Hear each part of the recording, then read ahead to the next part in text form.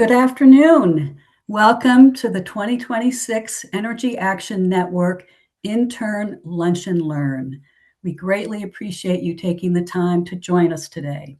For those of you who may not know me or recognize my voice, my name is Christine Donovan, and I serve as the volunteer director of the Summer Internship Program.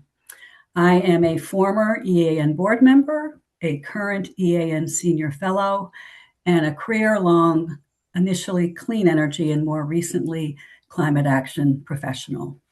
Next slide. I'm going to make a few introductory remarks before we move on to the interns' presentations. First, a word about EAN. EAN hosts and supports and leads the summer internship program. EAN has two main components: the network, all of you, an amazing collection of hundreds of public sector, nonprofit, utility, business, and higher education partners working collaboratively together to achieve Vermont's energy and climate commitments. Next slide.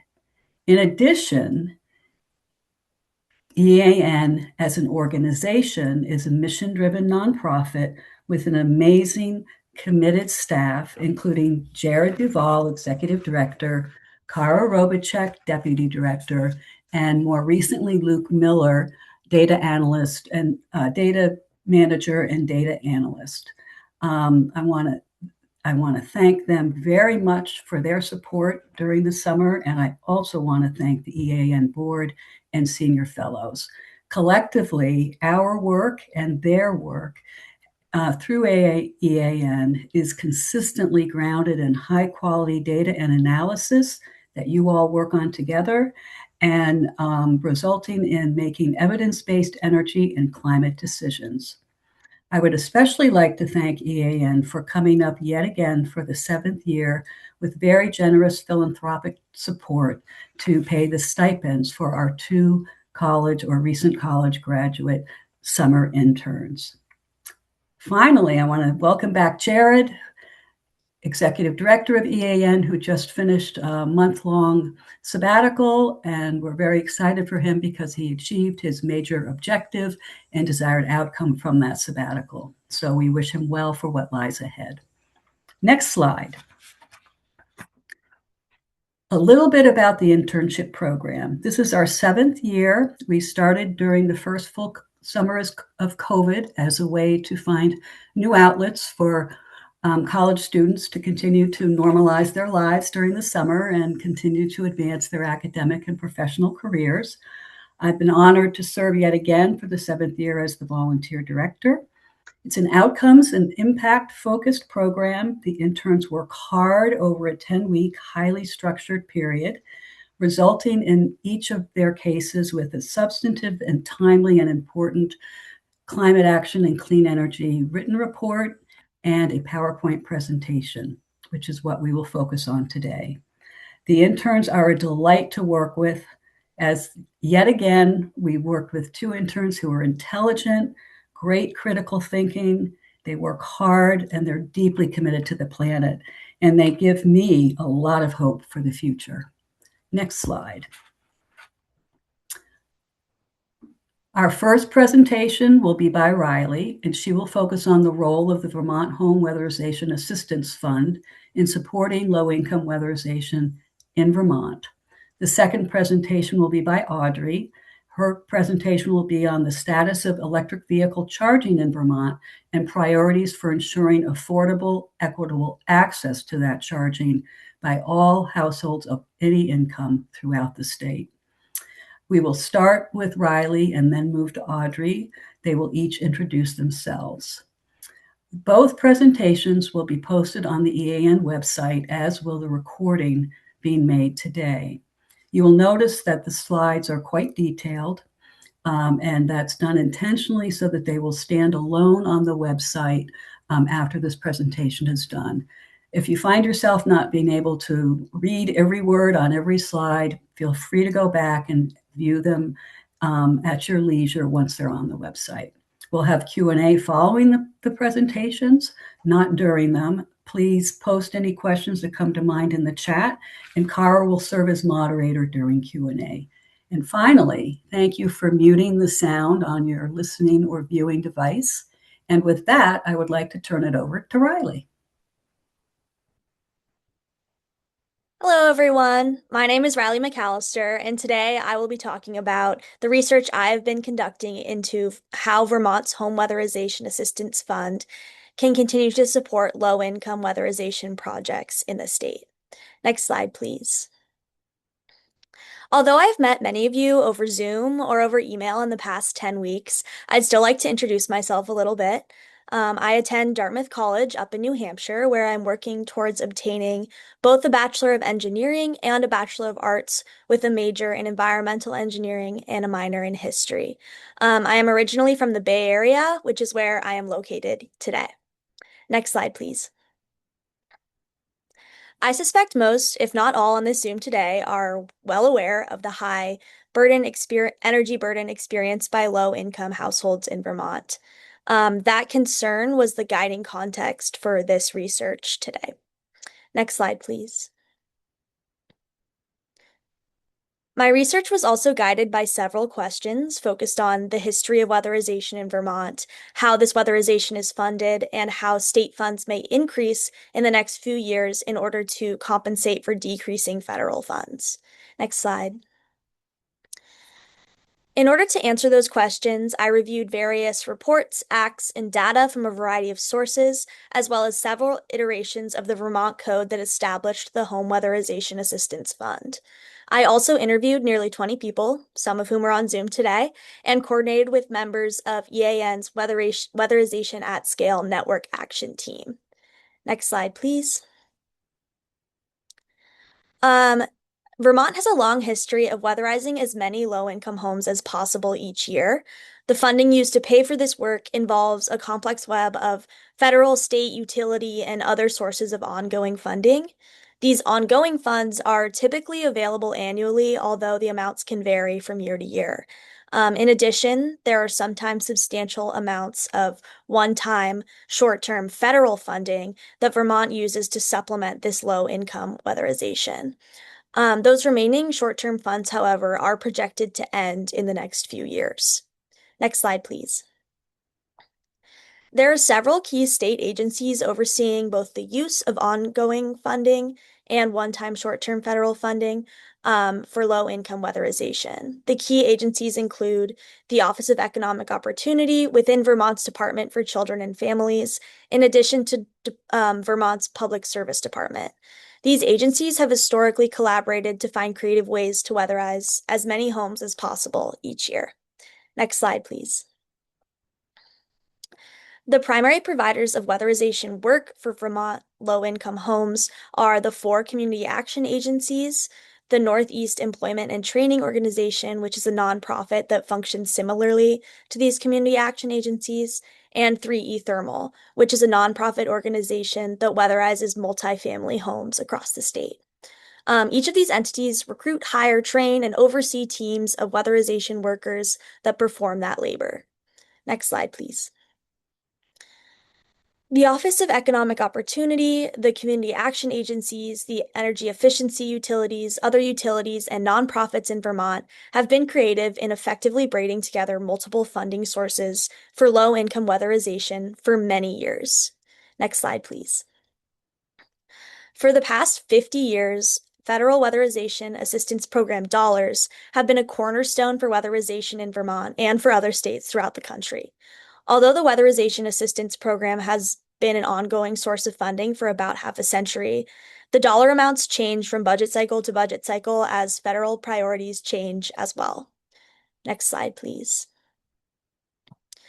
Vermont has been fortunate enough to receive additional one-time short-term funding in the past. The state has been very effective at finding ways to use such funds for low-income weatherization as a supplement to existing programs. This is currently the case in Vermont. Unfortunately, however, that is going to change in the next few years.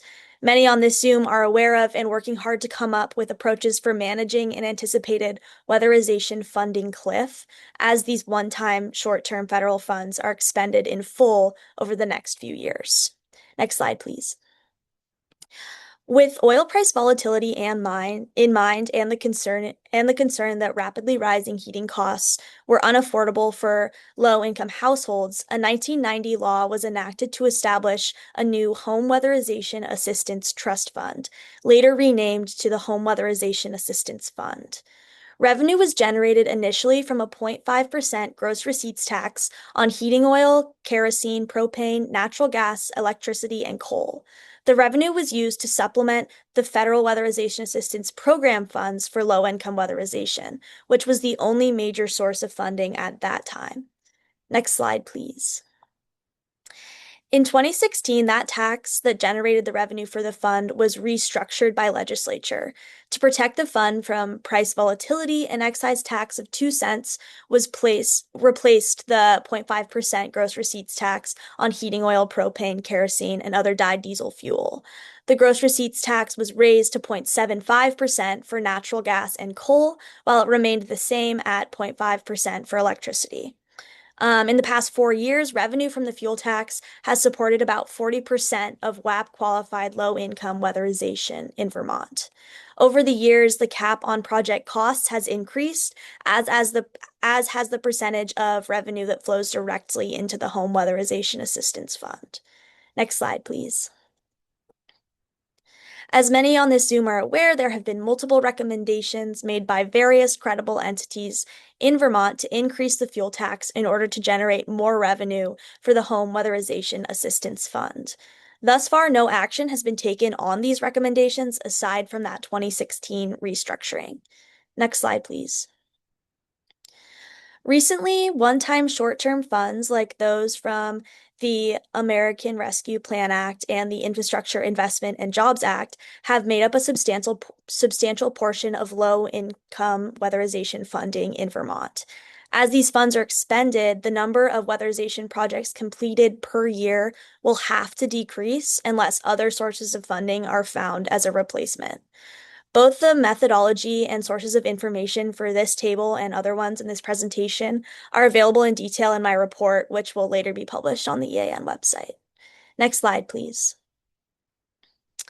In the past 4 years, these one-time funds have made up around 50% of WAP qualified low-income weatherization funding in Vermont. The Home Weatherization Assistance Fund has made up around 40%, while EEU and Federal Weatherization Assistance Program funds have annually contributed to less than 20% collectively. Next slide, please.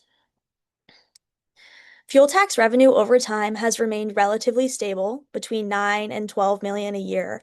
The tax revenue has not, however, kept pace with inflation in recent years, especially. A $15,000 project in 2016 would cost about $21,000 today, indicating that the purchasing power of the Home Weatherization Assistance Fund has decreased over the last 10 years. Next slide, please. The total amount of weatherization projects completed in the last 5 years has averaged to about 2,500 units per year. A total of about 45,000 units have been weatherized since 2008, representing 37% of the Public Service Department's goal to weatherize 120,000 units by 2030.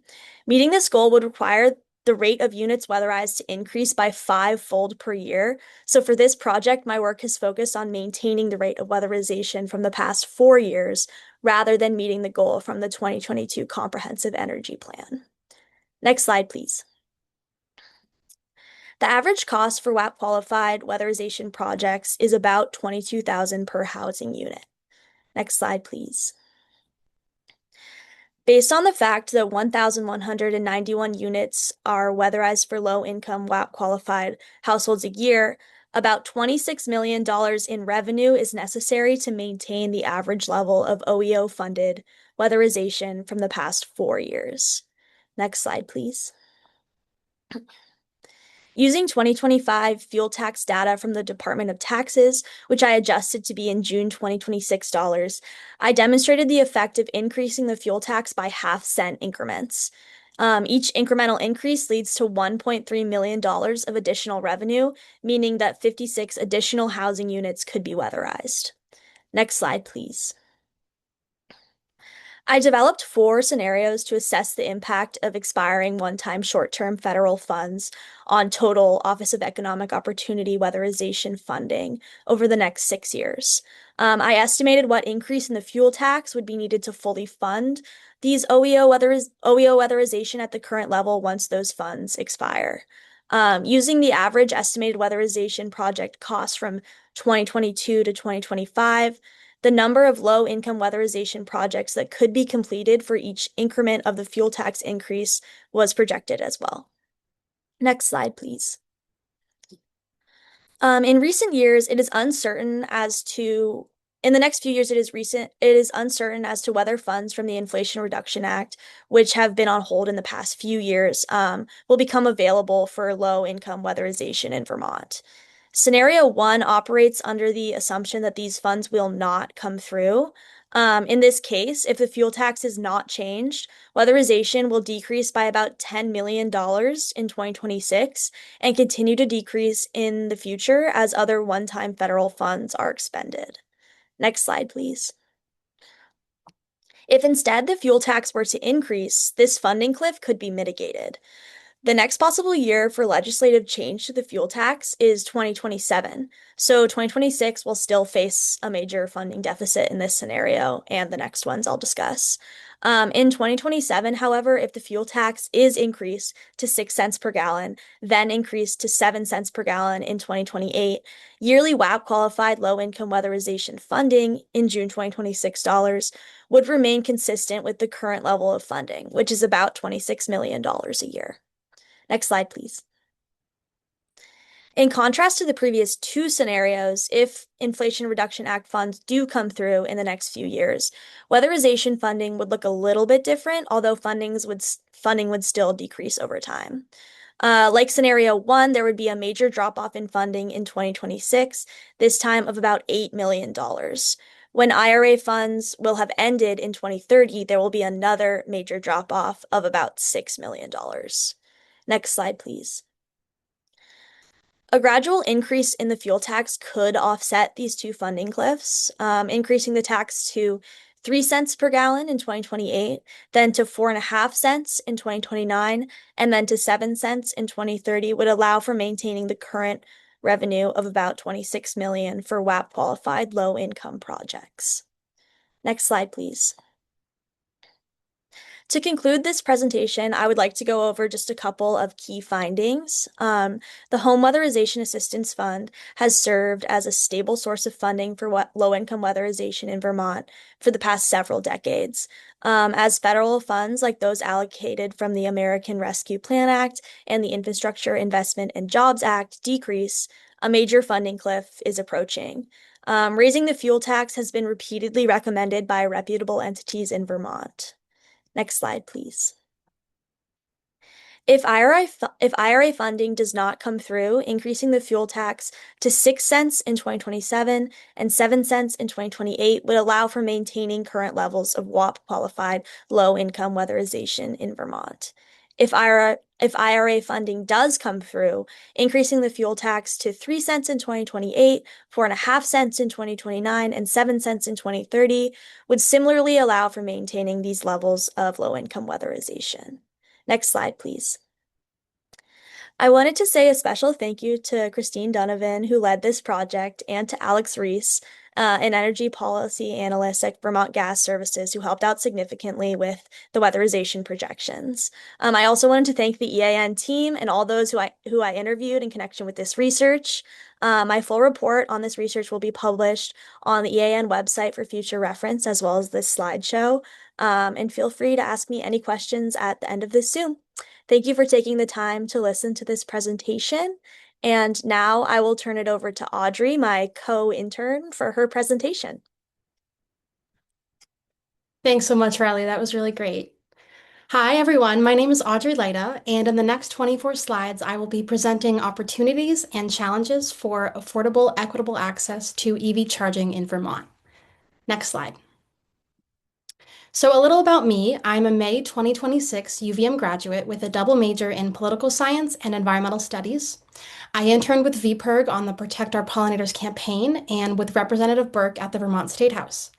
These experiences, combined with my coursework, led me to my current role as a summer research intern at the Energy Action Network. Next slide. My project assesses the current state of EV charging infrastructure in Vermont and identifies strategies to help expand access that is convenient, affordable, reliable, and equitable.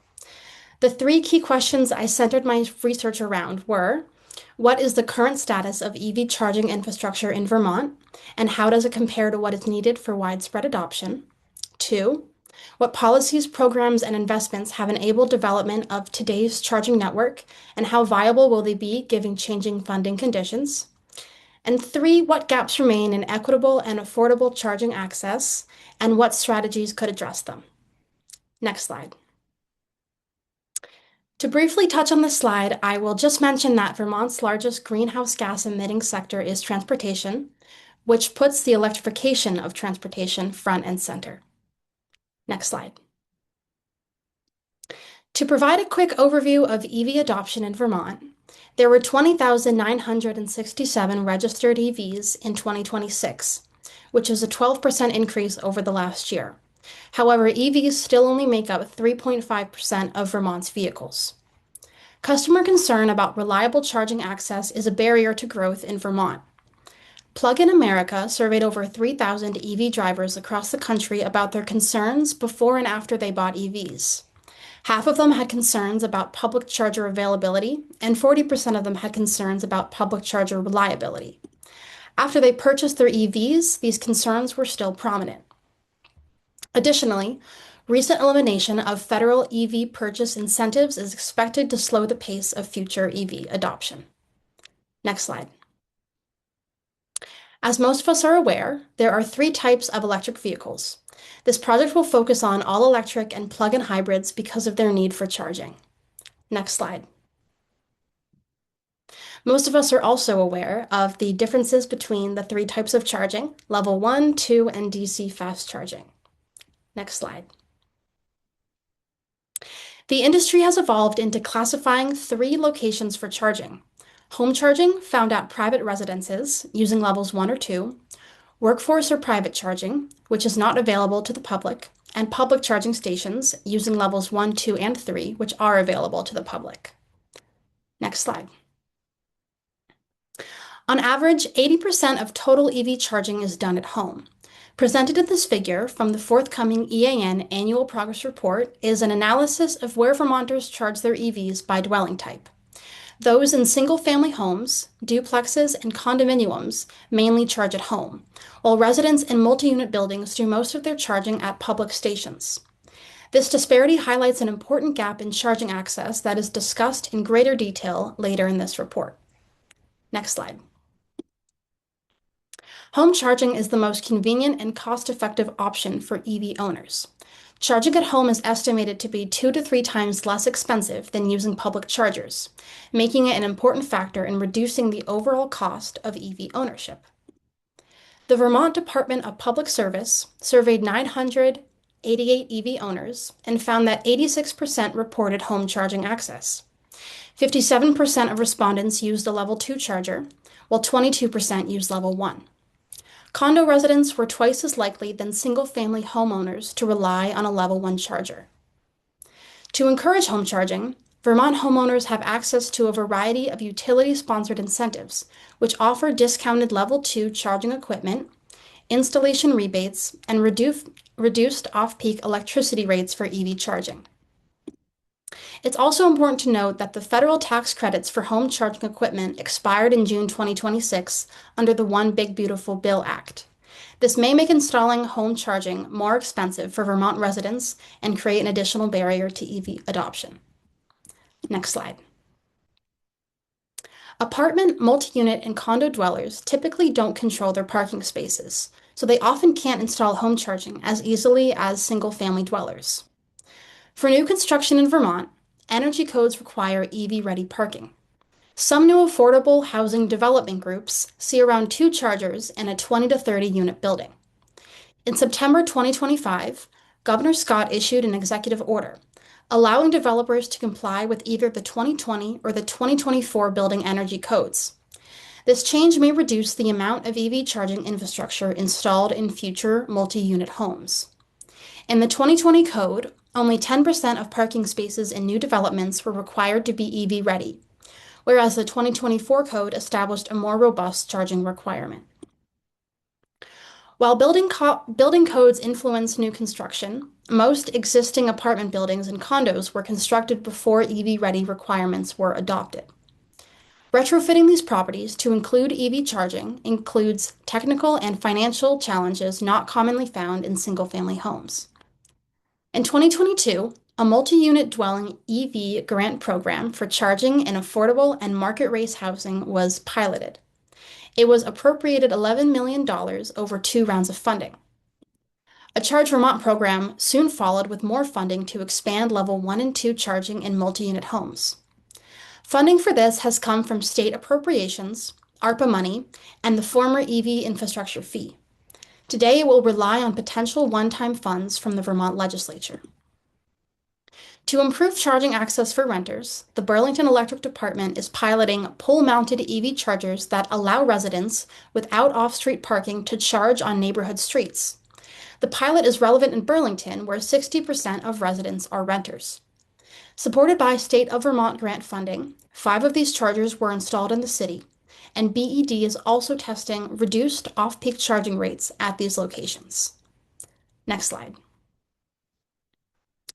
Certain workplaces, hotels, and other establishments install private EV charging for use by employees and customers. These stations are not available for the general public and are far less common than home and public charging. No comprehensive data is publicly available on workplace and private charging in Vermont at this time. Presented is the limited information available from the U.S. Department of Energy's Alternative Fuels Data Center, and it is likely to be incomplete. Next slide. These next sections provide a snapshot of Vermont's public charging infrastructure using data collected from the AFDC, which provides a database of public charging stations and their characteristics, including charging locations, access, operating hours, and pricing. Vermont has over 500 public charging stations, which is the highest number per capita in the U.S. This table quantifies how many public EV charging stations can be found at each level of charging. This figure from the forthcoming EAN Annual Progress Report depicts the growth of public charging ports in Vermont over time. With continued funding, the growth in public charging infrastructure is expected to increase. The map makes clear that areas which are more urban tend to have more public charging than rural ones. This is recognized as a barrier to more widespread EV adoption in those places. Next slide. AFDC data regarding charger access and pricing was incomplete for many stations. Available data offers a snapshot of statewide conditions from July 2026. To supplement these findings, the Vermont Agency of Agriculture Weights and Measures reports that average public charging prices are 42 cents per kilowatt hour for DC charging and 27 cents per kilowatt hour for levels 1 and 2. Next slide. The reliability of public EV charging infrastructure is critical to supporting consumer confidence and ensuring drivers can depend on public charging when needed. Most chargers in Vermont have a 97% reliability and a 5-year operation and maintenance plan required for uptime. There is no single publicly available source that tracks the real-time operational status of every EV charger in Vermont. Drivers often rely on recent user comments in the PlugShare app to determine whether a charger is functioning before arriving there. To better understand charger availability, recent PlugShare comments from July 22, 2026 were reviewed for DC fast chargers throughout the state. This data provides a snapshot of charger availability based on recent user experiences, not a comprehensive measure of reliability. Out of 97 DC fast charging stations, 61 were fully operational, 21 had hardware or software issues, 9 had a partial failure where one port was down, and 6 stations had payment or access issues. An interview with Norwich Tech, a Vermont-based EV charger installer and operator, provided charger maintenance observations. Software like payments, network communication, and session authorization fails more than hardware. User error is also a common factor. Most repairs take about a week, However, sometimes getting specialized parts can make repairs take longer. And winter-related failures have declined and rarely happen as charger technology and maintenance practices improve.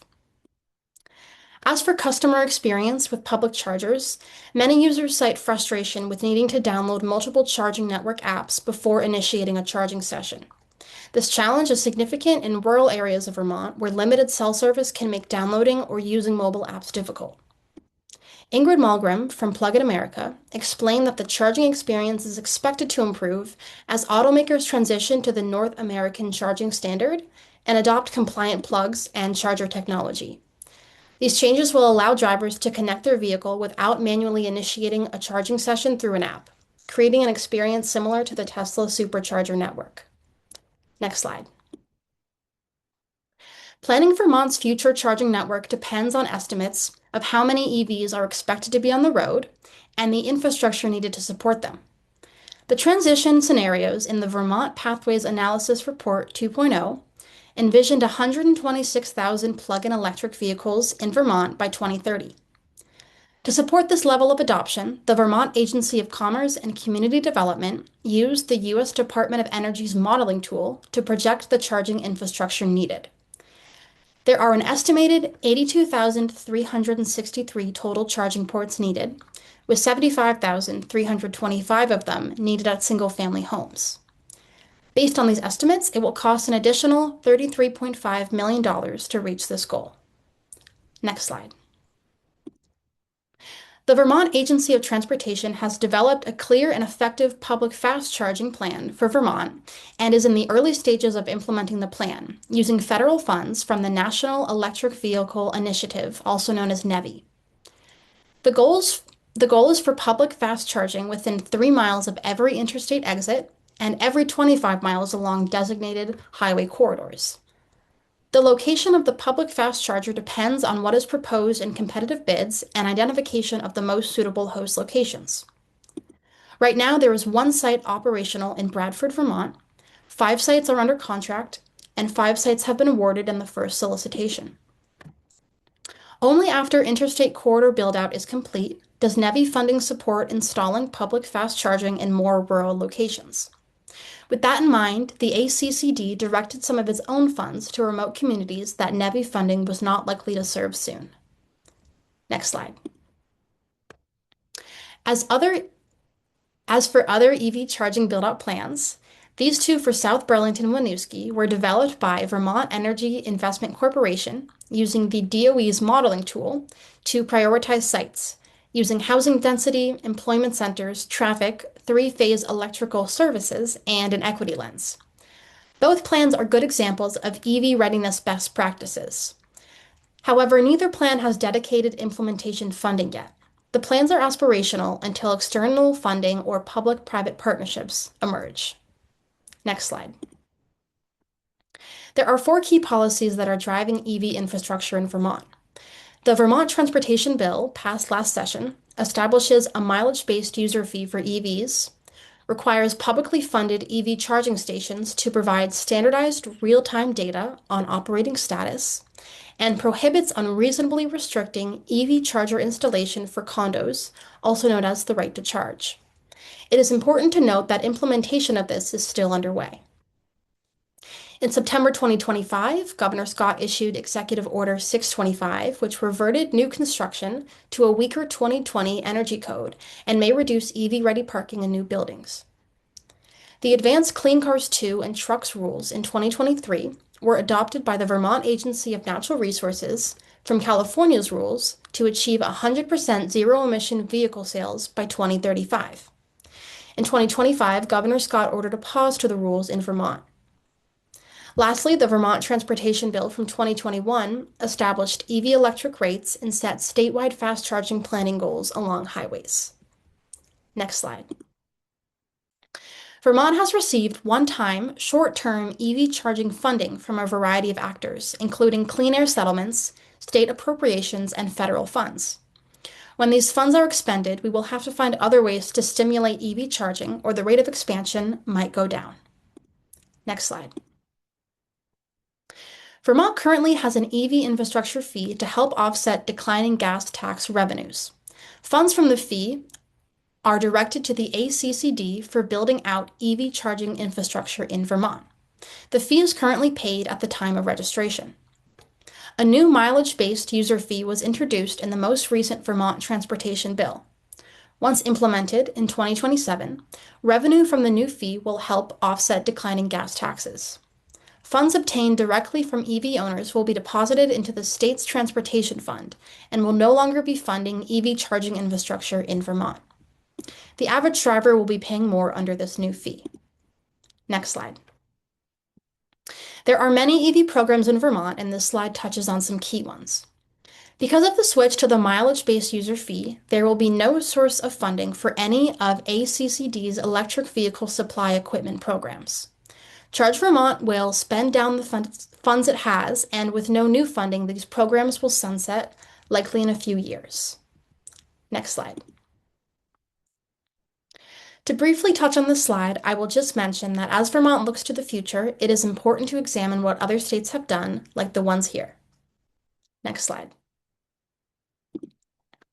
This final slide presents 10 priorities for affordable, equitable EV charging in Vermont.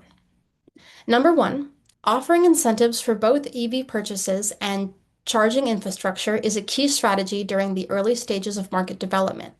State, federal, and utility programs can help offset charging infrastructure costs with targeted incentives for multi-unit housing, potentially reducing the need for landlords to pass charging costs onto residents through rent increases. Number 2, prioritize and expand public EV charging in rural and underserved areas, since federal programs such as NEVI may not adequately address public charging needs in these areas. Number 3, expand right-to-charge policies to all multi-unit housing, not just condos. Examples of successful right-to-charge policies exist in 5 states. Policies should include provisions that address the role of landlords, ensuring that they can support EV charging installations. Number 4, support renter-focused innovation, like pole-mounted chargers, which can help expand EV charging access to residents who cannot install a charger at their home.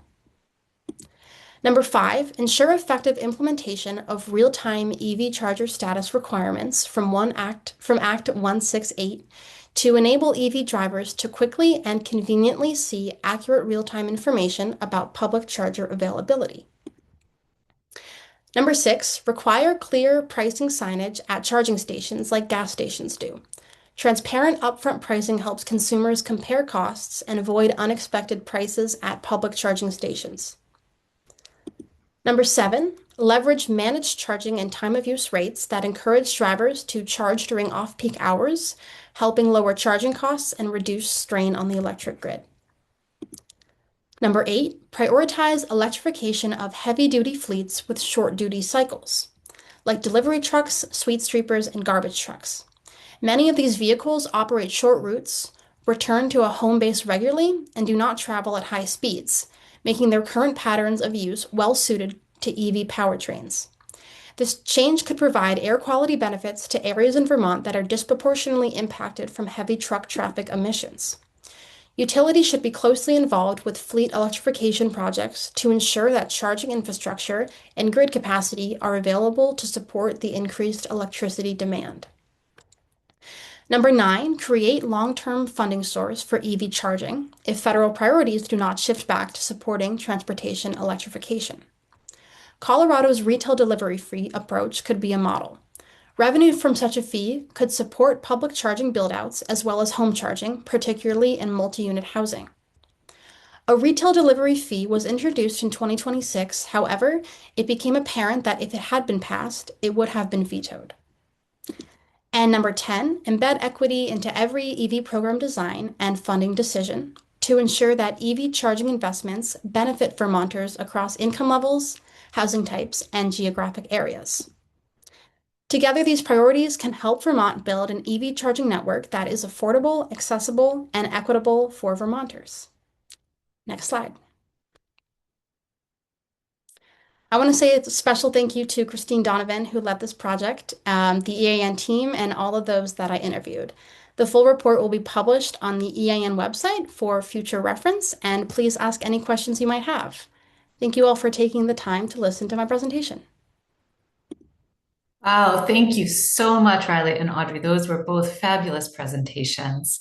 So we do have a little bit of time for some Q&A. There's not a lot of questions yet in the chat, and folks can continue adding some questions there or can raise their hands. But we do want to start with a question for Riley. And Rich Cowart, you have put a question in the chat. I'm wondering if you want to just come off of mute and ask your question. If not, I'll read it off. Here we go. Well, first of all, Riley, great, both of you, great presentations.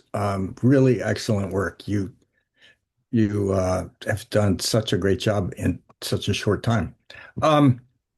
So, Riley, it's a three-part question. I appreciate your focus in your paper on um, the fuel charge and how to adjust the fuel charge to deal with the funding gap. Okay. And, I recognize you've spoken to a lot of people. And so I'll list the three questions. First is in all of those interviews, did you come away from that with a general understanding that this is an approach that lots of people support or not? That's the first question. The second question is, were there other approaches to funding, such as using the income tax or funding the gap from the general fund or for increasing tier three obligations? There are a bunch of other options that might be possible to fund the gap. Were they suggested by the people you interviewed? And then my final question is, what approach do you come away with personally, and what would you recommend? Yeah, so for my research, I mainly focused on increasing the fuel tax because that was what, as I said in one of my slides, like a lot of different reputable entities in Vermont had suggested. Specifically, I looked at the Thermal Efficiency Task Force document from 2013, and I talked to Richard Fazee about that, who's on this Zoom today. And I had also talked to Joanna Miller about some different attempts to um, increase funding for weatherization in Vermont, specifically looking at those different efforts. And across like the four different efforts I looked at, it was the fuel tax, increasing the excise tax part of the fuel tax was recommended. And in the thermal efficiency task force recommendation, they kind of ranked those different options you talked about as like high preference, medium preference, low preference. And the highest preference was increasing that excise tax based on a couple of different criteria. One of those was transparency and being equitable. And it just seemed like from their analysis, it was the increase in the excise tax that really met all of those criteria most effectively. Also, its insulation from the price volatility was something that factored into it as well. So yeah, from all of the different recommendations I reviewed, while looking at the history of weatherization in Vermont, to me, it seemed like that increase in the excise portion of the fuel tax was the best way to go about increasing state funding for weatherization in Vermont. Thank you. Thanks, Riley. I'm going to go to Karen Glitman and then to Molly Burke. I'm guessing those questions are both for Audrey, and then we'll go to Kimberly, who has another question for Riley. Karen, do you want to come off mute really quickly and ask your question? Am I off mute now? You are. All right.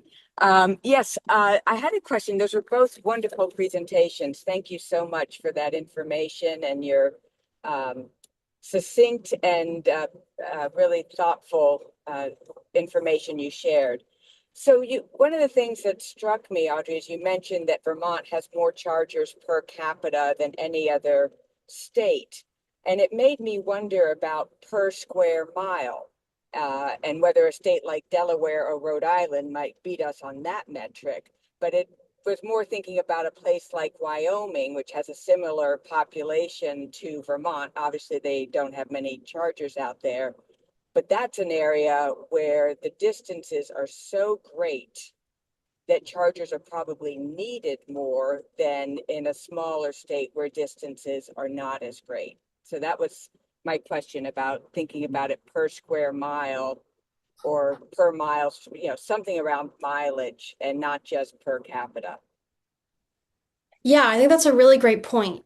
I did not specifically look at chargers per square mile. I looked more at the geographic distribution of chargers, which you can see on the map I presented from the upcoming EAN annual progress report. But it would certainly be interesting to compare to other states and see chargers per square mile. It's just not something that I did in this research. Thank you. Representative Burke, would you like to ask a question? Yes, thank you very much. This is really wonderful. Both presentations, really wonderful and informative. I had the pleasure of working with Audrey, having Audrey be my intern last session, which was just fabulous and great to see her moving in this direction. I guess I just sort of comments. First of all, I would love to see both of these presentations come to the legislature in a committee hearing. I think it's got so much pertinent information. And the other thing is, a lot of the suggestions are needing funding. And we have been hampered in being able to raise any funding because of the attitude of the current administration. So hopeful that getting political now, but hopefully that we can have some different attitudes about how to raise funding. We've had numerous studies on how to raise transportation revenue, and nothing has been put into it. In fact, like Audrey referenced, a delivery fee. So I'm just hoping that these studies can carry the conversation forward, and at least we can have those serious conversations and explore different options in both the weatherization field and in the charging and EV adoption field. So thank you so much. And thanks to EAN for sponsoring this. Thanks for your comments. Kimberly, you had a question for Riley. Do you want to come off mute and ask your question? Hi there. Yeah, thanks for the great research from both young people. And I just wondered if there was any insight into how other New England states are increasing funding for weatherization. There's a lot of variety even within New England, but this is a part of the country that tends to be a little bit more progressive, tends to be adopting EVs, things like that, and weatherization. Yeah, so lots of the New England states participate in the Regional Greenhouse Gas Initiative, which a lot of those states use for their weatherization funding. Um, but yeah, mainly throughout my research, I talked with Jeff Wilcox from OEO about specifically Wisconsin as a model for Vermont. I know that's not a New England state, but I think that's the state that's most comparable to Vermont, just given the weather, especially in the winter. And that's the state that's most similar to Vermont. The other New England states don't have as similar of a structure for funding weatherization besides those RGGI dollars. So yeah. Okay, so what was it about Wisconsin that was helpful? I think they have a similar type of state fund, I believe. I'd have to look back at my notes and I Okay. can get back to you on that, if you'd like. Well, I think, just looking at a variety of ideas as we tackle these challenges is always helpful. So thank you. Yeah, of course. Thanks. We will go to Richard Fazey and then Adam, and that we may or may not have more time after that. But Richard, would you like to come off mute? Thanks. Yeah, really, I want to echo great presentations, both of you. Really appreciate that. And just anecdotally, response to Kimberly's last question, I'm familiar with Massachusetts and Connecticut, and much of their weatherization funding comes from their utility system benefit charge as well too. So they pay for it through ratepayer funds primarily. Connecticut does about 25, 30,000 homes a year, with about 10, 15,000 of those being income eligible customers. So my question was to Audrey. Great information, and just as an EV owner, I know that when I'm traveling, I seek out chargers that are co-located with services, restaurant, grocery store, other if other things might need to go into a hardware store or something, but. And I didn't hear much about prioritizing location in terms of other services or co-locating. And I'm just wondering whether there's how Vermont EV policy and planning considers co-location as part of building out the EV infrastructure. Yeah, that's a great question.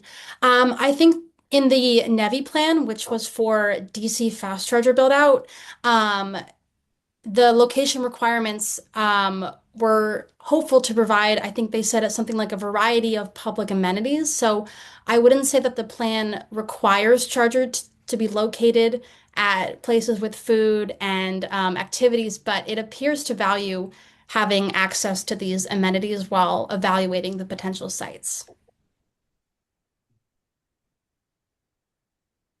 Great, thanks, Audrey. Adam. Hi there.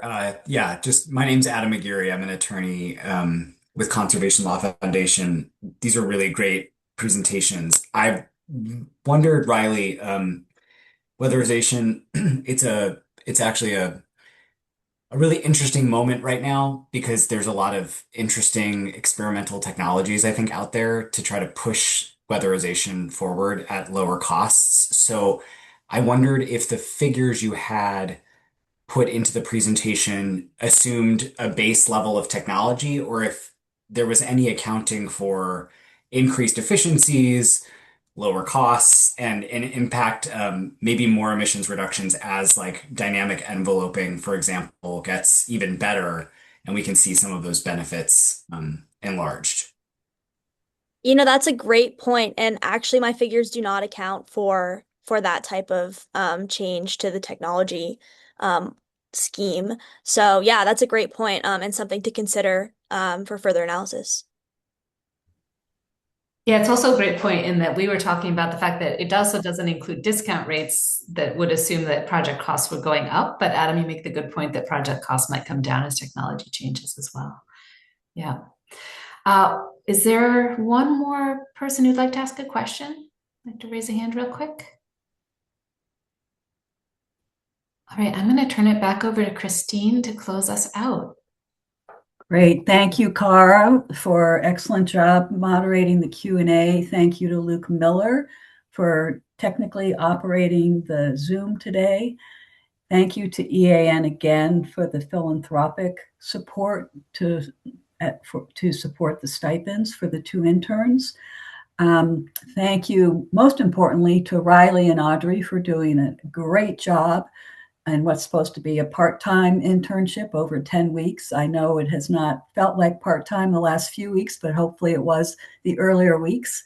And I cannot understate the power of offering internships to college students and recent grads. I think the value of the work that these 2 young women have produced speaks for itself. And I have full confidence that they will be major contributors to future climate action and clean energy thinking in Vermont and beyond.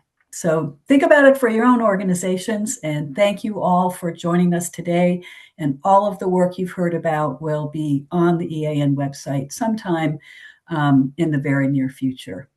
Have a great thanks day. to you, Christine. Oh, you're most welcome. It's fun. It's fun. Totally rewarding. Thank you all. Have a great rest of the day.